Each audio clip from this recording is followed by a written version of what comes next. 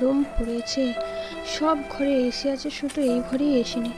সে যাই হোক, এত গরমে একটু ঠান্ডা জল তো দিতে পারে।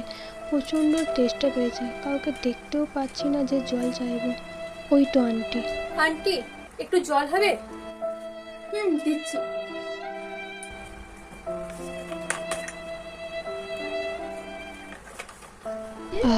থরে প্রাণ এলো। আন্টি, একটা কথা বলার ছিল। বলো। আসলে এত রোদে দুপুর 11টার সময় পড়াতে আসা খুব কষ্টকর হয়ে যাচ্ছে। যদি আমি বিকেল 4টের দিকে পড়াতে আসি? না না, সেটা কি করে হয়? ওর তো আরো অনেক প্রাইভেট টিউটর আছে, আর এমনিতেও তো সকালেও স্কুল আছে। অন্য টাইম কি হবে না? অন্য টাইমে করলে আসলে খুব সুবিধা হতো। খুব রোদ গরম তো বাইরে। না না, এইরকম করলে তো হবে না। তাহলে বরং তুমি এক কাজ করো, তোমায় আর আসতে হবে না, আমি অন্য কাউকে রেখে দেবো। না না, এনারা অনেক বড় লোক, বেশি টাকা মাইনেও দেন। টিউশনটা হাতছাড়া করলে একদমই চলবে না, যতই কষ্ট হোক আমায় এই টিউশনটা কন্টিনিউ করতেই হবে। না না আন্টি, সমস্যা নেই, আমি এই সময়েই আসবো। আচ্ছা ঠিক আছে।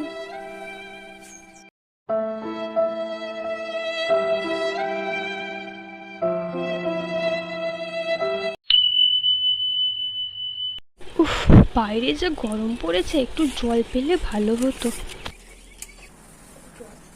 নাও শ্যামলী, একটু তরমুজের শরবত খাও। আবার এইসব আনার কি দরকার ছিল? একটু জল হলেই হতো।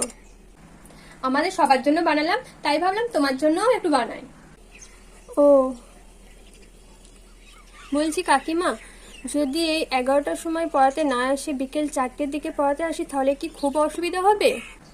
এ মা, অসুবিধা কেন হবে? আর এমনিতেও ওর তো স্কুল ছুটি পড়ে গেছে। হ্যাঁ, সেই জন্যই বলছি। তুমি বরং সন্ধ্যে 7টা থেকে পড়াতে এসো। 4টের দিকেও তো রোদ থাকবে, 7টার সময় তাও একটু ঠান্ডা হাওয়া দেবে। হ্যাঁ হ্যাঁ, তাহলে তো আরোই ভালো হবে। আচ্ছা ঠিক আছে, ঠিক আছে।